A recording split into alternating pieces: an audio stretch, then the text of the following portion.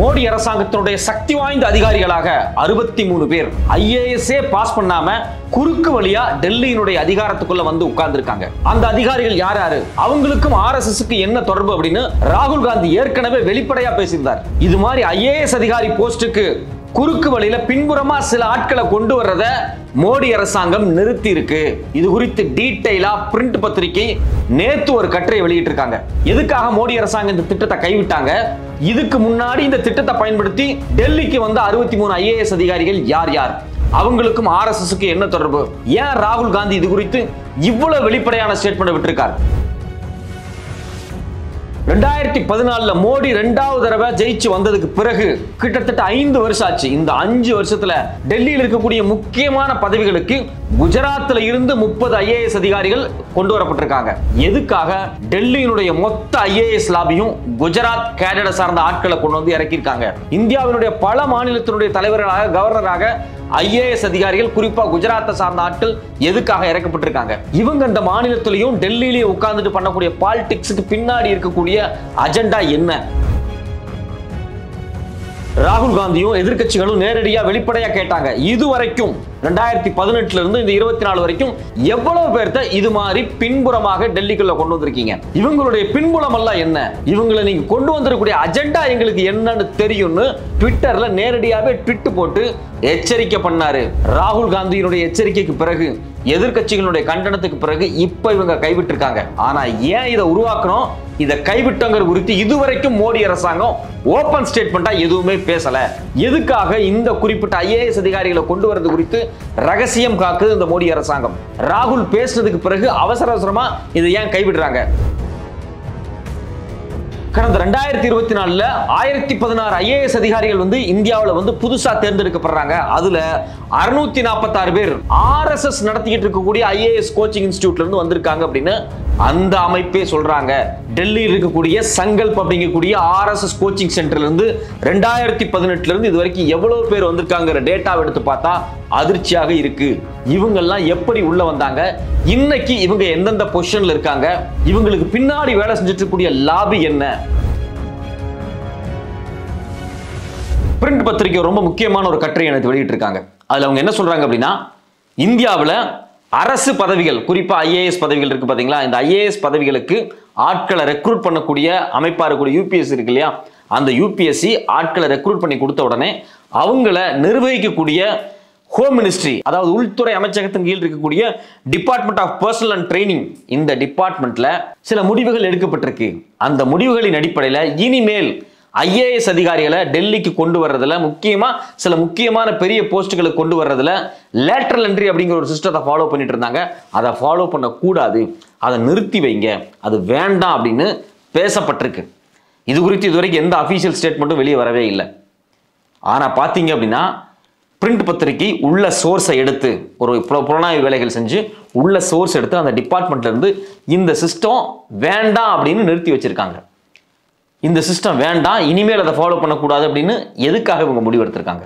முதல்ல இந்த lateral entry சிஸ்டம்னா நம்ம முதல்ல என்னன்னு பார்த்தா தான் எதுக்காக இந்த சிஸ்டத்தை இவங்க கொண்டு வந்தாங்க, இது இந்தியாவில் என்ன பாதிப்பு ஏற்படுத்தி இருக்கு, இப்போ ஏன் ரகசியமா அந்த திட்டத்தை மூடுறாங்க, இது எல்லாமே நமக்கு அப்பதான் புரியும். ரொம்ப முக்கியமான விஷயம்னா 2018 இந்த மோடி அரசாங்கம் என்ன பண்றாங்க அப்படின்னா, நேரடியாகவே டெல்லியில் இருக்கக்கூடிய செக்ரட்டரி, ஜாயின்ட் செக்ரட்டரிங்க மாதிரி பெரிய பெரிய பதவிகள், அதாவது பிரதமர் அலுவலகத்தில் இருக்கக்கூடிய, வெளியுறவுத்துறை அமைச்சகத்தில் இருக்கக்கூடிய, பினான்ஸ் மினிஸ்ட்ரி, இது மாதிரி இந்தியாவில் இருக்கக்கூடிய 24க்கும் அதிகமான அமைச்சகம், இந்த அமைச்சகத்தில் இருக்கக்கூடிய உயர் பதவிகள், secretary, joint secretary, additional secretary, director, இது மாதிரியான பெரிய பதவிகள் இருக்கு பாத்தீங்களா. இதுல ஐஏஎஸ்ல ப்ரமோஷன் ஆகி மேல வர்றவங்களை எல்லாம் ஒதுக்கிட்டு ஒரு செட் ஆஃப் ஆட்களை, ஐஏஎஸ்ஏ பாஸ் பண்ணனாலும் பரவாயில்ல, வெளியே இருந்து தனியார்ல பிரைவேட்ல வேலை பார்த்துக்கிட்டு இருந்த ஆட்களை புறவாசல் வழியாக திருட்டுத்தனமாக பின்புலத்துல புது சட்ட திருத்தத்தினூடாக உள்ள கொண்டு வந்து இந்த பதவிகள்ல உட்கார வச்சாங்க. இது எப்ப நடந்துச்சு? 2018 நடந்துச்சு. கிட்டத்தட்ட 2018 பாத்தீங்கன்னா 10 போஸ்ட்ல, ஆரம்பத்துல 10 போஸ்ட்ல இது மாதிரி ஐஏஎஸ் அதிகாரிகள் ரேங்க் இருக்கக்கூடிய போஸ்டிங்க்கு ஆள் எடுக்கிறாங்க. அந்த 10 போஸ்ட்ல 9 பேர்த்த இவங்க செலக்ட் பண்ணி எடுக்கிறாங்க. 6000 பேர் அப்ளிகேஷன் போட்டான், ஆனா 9 பேர்த்த மட்டும் தான் செலக்ட் பண்றாங்க. அந்த 9 பேர் யாருங்கிறதா நமக்கு ஒரு முக்கியமான கேள்வி. ராகுலும் அதை தான் முன்வைக்கிறார். அந்த 9 பேர்த்துல கிட்டத்தட்ட பாத்தீங்கன்னா அதுல ஒருத்தர் வந்து 3 வருஷம் பதவி காலத்திலே போயிட்டார். இவங்க ரெக்ரூட் பண்ணும்போது என்ன சொல்றாங்கன்னா 3 வருஷம் போஸ்டிங் தான் எடுக்கிறாங்க. 3 வருஷம் முடிஞ்ச உடனே ஒருத்தர் போயிடுறாரு, பாதியிலே இன்னொருத்தர் போறாரு. 7 பேர் மட்டும் 3 வருஷம் பதவி முடிஞ்ச உடனே 10 வருஷம் வரைக்கும் எக்ஸ்டெண்ட் பண்றாங்க. இவங்க எல்லாம் என்ன பொசிஷன் பார்த்தீங்கன்னா ஜாயிண்ட் செக்ரட்டரி, டைரக்டர், இது மாதிரி பொசிஷன்ஸ். அவங்க தான் இந்தியாவினுடைய எல்லா முடிவுகள்லையும் அந்த துறையில் எடுக்கக்கூடியவங்க. இப்போ ஃபினான்ஸ் மினிஸ்ட்ரியில் ஒரு செக்ரட்டரி, ஜாயிண்ட் செக்ரட்டரி இருக்கார் அப்படின்னா இந்தியாவில் இருக்கக்கூடிய குறிப்பிட்ட டிபார்ட்மெண்ட்டுடைய நிதி அமைச்சகத்தினுடைய எல்லா முடிவுகளும் அவர் எடுக்கக்கூடிய ஆட்களாக இருக்காங்க. நமக்கு இயல்பாக வரக்கூடிய கேள்வி என்னன்னா, இவ்வளோ முக்கியமான ஒரு பொசிஷனை எப்படி ஐஏஎஸ்ஏ பாஸ் பண்ணாமல் தனியார் கம்பெனியில் வேலை பார்த்துக்கிட்டு இருந்தவனை எக்ஸ்பர்ட்டுங்கிற பேரில் நீங்கள் வந்து பின்வாசல் வழியாக எந்த விதமான கான்ஸ்டியூஷனல் செட்டப்பையும் ஃபாலோ பண்ணாமல் நீங்கள் உள்ளே கொண்டு வந்தீங்க. இப்போ நமக்கு வரக்கூடிய இன்னொரு முக்கியமான கேள்வி என்ன அப்படின்னா, இவங்கெல்லாம் யார் அப்படின்னு தான். அந்த கேள்விக்குள்ள போகிறதுக்கு முன்னாடி இன்னொரு விஷயத்தையும் பாருங்க. 2021 40 போஸ்ட் டைரக்டர், டெப்யூட்டி டைரக்டர் இந்த பொசிஷனுக்கு ஆள் எடுக்கிறாங்க. இதெல்லாம் எப்போ வெளியே வருது அப்படின்னா, கடந்த ஆண்டு பார்த்தீங்கன்னா ஜிதேந்திர சிங் அப்படிங்கக்கூடிய பாஜக மினிஸ்டர்கிட்ட கேட்குறாங்க, லேட்டரல் என்ட்ரியில் நீங்கள் எவ்வளோ பேர் வெளியெடுத்திருக்கீங்க போது ஒரு வழியே இல்லாமல் பார்லிமெண்ட்டில் பேச வேண்டிய சூழ்நிலைக்கு வர்றாரு. நாங்கள் இது வரைக்கும் 63 பேர்த்த ஜாயிண்ட் செக்ரட்டரி, டெப்யூட்டி டைரக்டர் போஸ்ட்டுக்கு எடுத்திருக்கும் போது தான் அதிர்ச்சியே நமக்கு வருது. இதெல்லாம் எவ்வளவு பெரிய முக்கியமான போஸ்ட், எப்படி அவ்வளவு பேர் நீங்க உள்ள எடுத்தீங்க, யாரை கேட்டு எடுத்தீங்க, எந்த ரூல்ஸ் அண்ட் ரெகுலேஷன் அடிப்படையில் எடுத்தீங்க அப்படிங்கிற ஒரு பெரிய கேள்வி வருது. இது மட்டும் இல்லாம கடந்த ஆண்டு ஆகஸ்ட்ல என்ன பண்றாங்க அப்படின்னா, இந்த ஐஏஎஸ்கள் எல்லாம் தேர்வு செய்யக்கூடிய அமைப்பு இருக்குல்ல, யூனியன் பப்ளிக் சர்வீஸ் கமிஷன், அவங்க அட்வர்டைஸ்மெண்ட் போடுறாங்க. என்ன அட்வர்டைஸ்மெண்ட் போடுறாங்க அப்படின்னா, 24 மினிஸ்ட்ரிக்கு 45 ஐஏஎஸ் அதிகாரிகள் ரேங்க்குக்கு ஆட்கள் வேணும். எதுக்கு? லேட்டரல் என்ட்ரியில் 3 வருஷம் 5 வருஷம் இந்த டைம் பவுண்ட்ல ஆள் வேணும் அப்படிங்கிறாங்க. ராகுல் காந்தி கடுப்பாகிறாரு. எதிர்கட்சிகள் மிக மோசமாக கோவப்படுறாங்க. எல்லா மாநிலத்தில் இருக்கக்கூடிய மாநில கட்சிகளும் கடுப்பாகிறாங்க. நீங்கள் எந்த விதமான கன்சல்டேஷனுமே பண்ணாமல் ஐஏஎஸ் அதிகாரிகள் மாதிரியான மிக முக்கியமான பதவிகளுக்கு பரீட்சையில் பாஸ் பண்ணி ஆட்களை எடுக்காம, அதிலிருந்து வந்தவங்களுக்கு உயர் பதவிகளை கொடுக்காம நீங்கள் எப்படி பின்வாசல் வழியாக பைபாஸ் ரூட்டில் ஆள் எடுத்தீங்க அப்படிங்கிற கேள்வியை வச்சாங்க. இதில் முக்கியமாக ராகுல் மட்டும் இன்னொரு விஷயத்தை முன் வச்சார். நீங்கள் ஐஏஎஸ் அதிகாரி லெவலுக்கு ஆட்கள் வேணும், டைரக்டருக்கு ஆட்கள் வேணும் அப்படின்னு ஆர்எஸ்எஸ் குரூப்ல இருந்து ஆட்களை கொண்டு வர்றீங்க அப்படின்னு சொல்லி அவர் சில ஆதாரத்தை நேரடியாகவே ட்விட்டர்ல வெளியிட்டார். அவர் தான் பாயிண்ட்டை பிடிச்ச ஒரே மனுஷன் இந்தியாவில். இவங்க லேட்டரல் என்ட்ரின்னு சொல்றதே எதுக்கு அப்படின்னா, ஆர்எஸ்எஸ் ஆளை கொண்டு வந்து உள்ள உட்கார வைக்கிறக்கா தான். இப்போ கல்வித்துறைன்னு வச்சுங்களேன், கல்வித்துறையில கொண்டு வந்து முக்கியமான ஆர்எஸ்எஸ் தலைவரை, ஆர்எஸ்எஸ்ல இருந்தவரை கல்விமான், அவர் அந்த யூனிவர்சிட்டியில் வைஸ் சான்சலரா இருந்தார், இங்க பெரிய ஆளா இருந்தார், அங்க பெரிய ஆளா இருந்தார் அப்படின்னு சொல்லி தூக்கி கொண்டு வந்து எங்க உட்கார வச்சிருப்பாங்க அப்படின்னா, நீங்க கல்வித்துறைகள் உட்கார வச்சிருப்பாங்க. இப்போ ஆர்எஸ்எஸ் மிக முக்கியமான பல்கலைக்கழகமான ஹிந்து பனாரஸ் யூனிவர்சிட்டி இருக்கு. முழுக்க ஆர்எஸ்எஸ் யூனிவர்சிட்டி 100 ஆண்டுகளாக இந்து மகா சபையால் உருவாக்கப்பட்டு, மதன் மோகன் மாளவியால் உருவாக்கப்பட்டு, ஆர்எஸ்எஸ் காரனுடைய கூடாரமே அதுதான். இப்போ அங்கே ஒருத்தன் ப்ரொஃபஸராக இருக்கான், வைஸ் சான்சலராக இருக்கான், டைரக்டராக இருக்கான், அவன் அப்படியே வந்து கல்வித்துறைகள் உட்கார வைக்கிறது. கேட்டால் லேட்டரல் என்ட்ரி அப்படிங்கிறது. அவன் ஏஎஸ் பாஸ் பண்ணியிருக்க மாட்டான், அரசு உத்தியோகத்தில் வேலை பார்த்துருக்க மாட்டான், அவனுக்கு எந்த எக்ஸ்பீரியன்ஸுமே இருக்காது. இவன் கல்வி புலத்திலேருந்து வர்றான் அப்படின்னு சொல்லி அவனை தூக்கி வந்து இந்தியாவினுடைய கல்வி அமைச்சகத்தில் புதிய கல்விக் கொள்கையை டிசைன் பண்ணுற இடத்துல கொண்டு உட்கார வைக்கிறது. இப்போ நமக்கு வரக்கூடிய கேள்வி என்ன அப்படின்னா, அங்கே இவ்வளோ ஐஏஎஸ் ஆஃபீஸர் இருக்கான், அவன் ஏஜ் படி, ப்ரொமோஷன் படி, மெரிட் படி அவனை மேலே கொண்டு வர்றது கிடையாது. அவங்களுக்கு தேவை அவங்க சித்தாந்தத்தினுடைய ஆட்களை கொண்டு வரணும் அப்படிங்கிறதுக்காக இப்படி ஆட்களை கொண்டு வர்றாங்க. இதைத்தான் ராகுல் காந்தி வெளிப்படையாக கேட்குறாரு. நீங்கள் யாரை கொண்டு வந்து உள்ள வைப்பேன்னு எங்களுக்கு தெரியும், கடந்த காலம் வரைக்கும் நீங்கள் என்ன பண்ணியிருக்கீங்கன்னு எங்களுக்கு தெரியும் அப்படிங்கிறதான் அவர் முன்வைக்கிறாரு. ஸோ அப்போ ஒரு பெரிய விவாதமாக மாறுது. எப்படின்னா, போன வருஷம் இந்த யூபிஎஸ்சி கமிஷன் வந்து இந்த 45 போஸ்ட்டுக்கு வந்து அட்வர்டைஸ்மெண்ட் கொடுத்த உடனே பெரிய ரகலை வருது. ராகுல் காந்தி, எதிர்கட்சி, மாநில கட்சிகள் எல்லாருமே இதை எதிர்க்காங்க. எதிர்த்ததுக்கு பிறகுதான் பார்த்தீங்கன்னா இந்த திட்டமே வந்து அப்படியே லைட்டாக ஸ்டாப் பண்ணப்படுது. இது ஸ்டாப் பண்ணப்பட்டுச்சா, கைவிடப்பட்டுச்சா, தற்காலிகமாக நிறுத்தி வைக்கப்பட்டிருக்கா, எதுவுமே உங்கள் வாயை திறக்கல. யாரு? மோடி அரசாங்கம். அப்படியே வாய மூடியே அமைதியாக இருந்தாங்க. இப்போ தான் பார்த்தீங்கன்னா நேற்றுக்கு பிரிண்ட் பத்திரிக்கை சோர்ஸ் எடுத்து வெளியே அனுப்புகிறான். அவன் என்ன சொல்கிறான், department of training and personnel ட்ரைனிங்கில் ஒரு சில முடிவுகள் எடுக்கப்பட்டிருக்கு. அந்த முடிவுகள் என்ன அப்படின்னா, இந்த லேட்டரல் என்ட்ரி சிஸ்டத்தை நம்ம நிறுத்தி வைப்போம் அப்படின்னு சொல்லியிருக்காங்க அப்படிங்கிறாங்க. நான் என்ன கேட்குறேன் அப்படின்னா, லேட்டரல் சிஸ்டத்தை இப்போ எதுக்கு நிறுத்தினேன்? சரியான திட்டம், வெளியே இருந்து எக்ஸ்பர்ட்ஸ் கூட்டி வருது, இந்தியாவுக்கு நல்லதுன்னு சொல்லி தானே நீங்கள் ஆரம்பிச்சிங்க. எதிர்கட்சிகள் எதிர்த்தவொன்னு ஏன் நிறுத்துறீங்க அப்படின்னா, இதுக்குள்ள என்ன அஜெண்டா நடந்திருக்கு? இது மட்டும் இல்லாமல் இது வரைக்கும் நீங்கள் 63 ஐஏஎஸ் அதிகாரிகளை ரெக்ரூட் பண்ணீங்க. அதில் 57 பேர் இன்னைக்கு ரீட்டைன் பண்ணிட்டு இருக்கான். 10 வருஷமா 2018க்கு பிறகு வந்து 10 வருஷம் போஸ்டிங் வாங்கி உட்கார்ந்துருக்கான். இவெல்லாம் யாரு? அவன் 2028 வரைக்கும் உட்கார்ந்துருக்க போறான். இந்த ஐஏஎஸ் அதிகாரி எல்லாம் யாரு? அவன் எப்படி உள்ள வந்தான்? அவன் ஐஏஎஸ்ஏ பாஸ் பண்ணல, ஐஏஎஸ் அதிகாரி ரேங்க்ல உட்கார்ந்து இருக்கிறதுனால நம்ம ஐஏஎஸ் அதிகாரின்னு சொல்ல வேண்டிய நிலைமைக்கு வந்திருக்கோம். அவன்லாம் யாருங்கிறதா நம்மளோட கேள்வி. அவனோட பின்புலம் என்ன?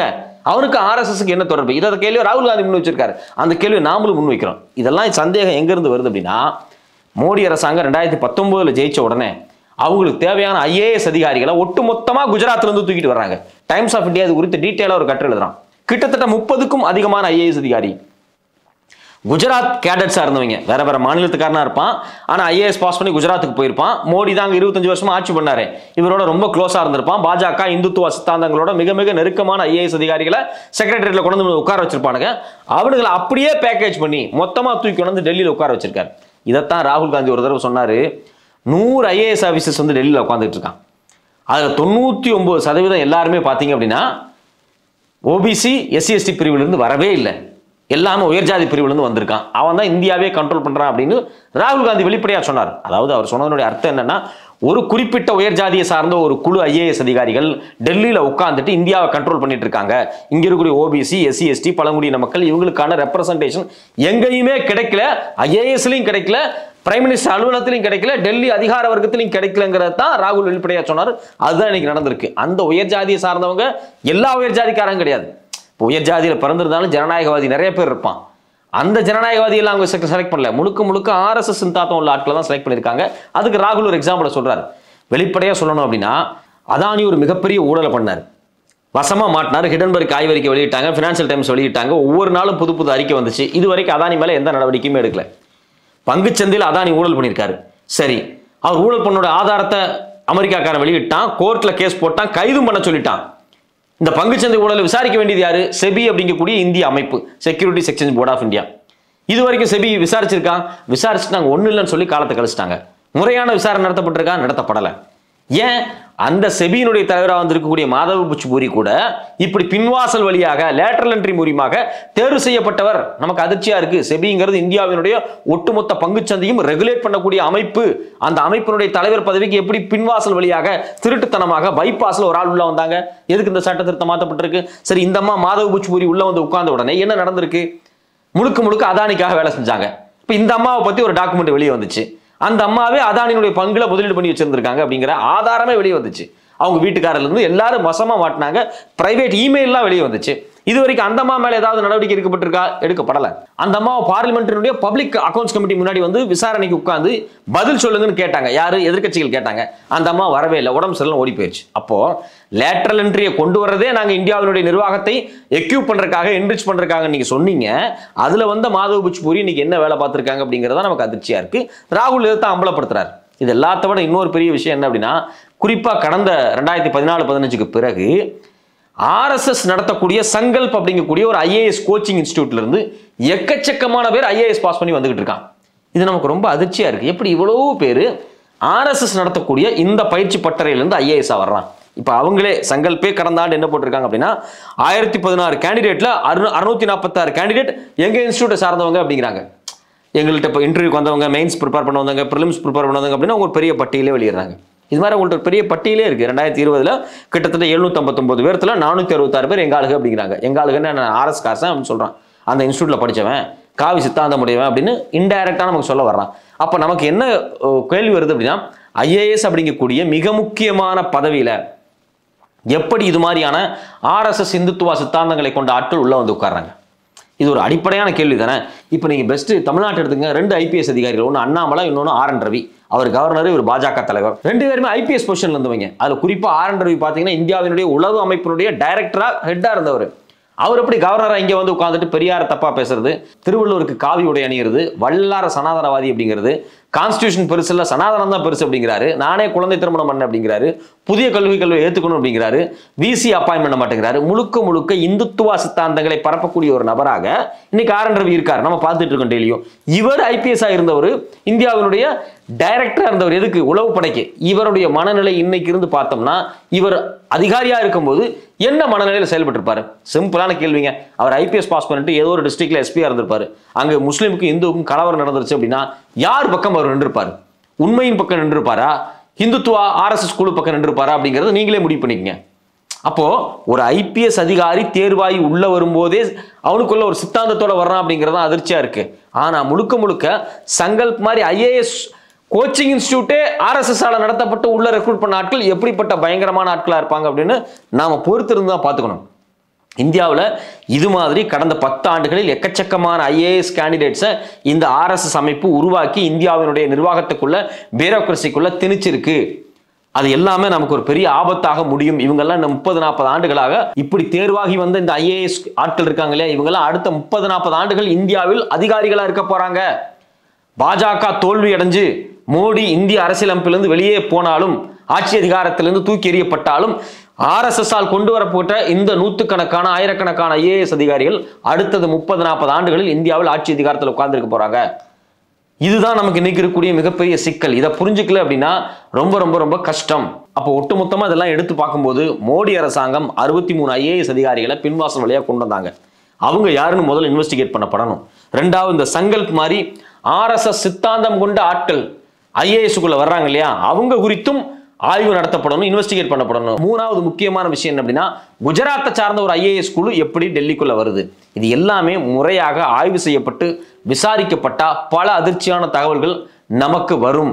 ராகுல் காந்தி தொடர்ச்சியாக தினந்தோறும் RSS இது மாதிரி அதிகாரத்திற்குள் தன்னுடைய வலையை விரிச்சுக்கிட்டே இருக்காங்க. ஒவ்வொரு நாளும் உள்ள உட்கார்ந்து RSS வந்து அதிகார மட்டத்தில் தன்னுடைய இன்ஃப்ளூயன்ஸை விரிவுபடுத்திக்கிட்டே இருக்காங்க. தயவு செஞ்சு இது எல்லாரும் புரிஞ்சுக்குங்க அப்படின்னு பேசிக்கிட்டே இருக்காரு. அவருடைய கருத்தை நம்ம கன்சிடர் பண்ணணும்.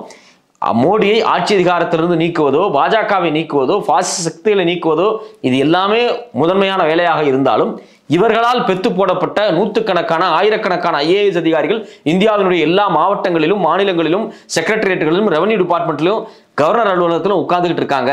இவங்களை எப்படி களை எடுப்பது, இவங்களை எப்படி நியூட்ரலைஸ் பண்றது, இவங்களை என்ன பண்றது அப்படிங்கிறதுக்கான அடுத்தடுத்த ஐடியாக்கள், அடுத்தடுத்த திட்டங்களை எதிர்க்கட்சிகளும் மாநில கட்சிகளும் தான் முடிவெடுக்கணும்.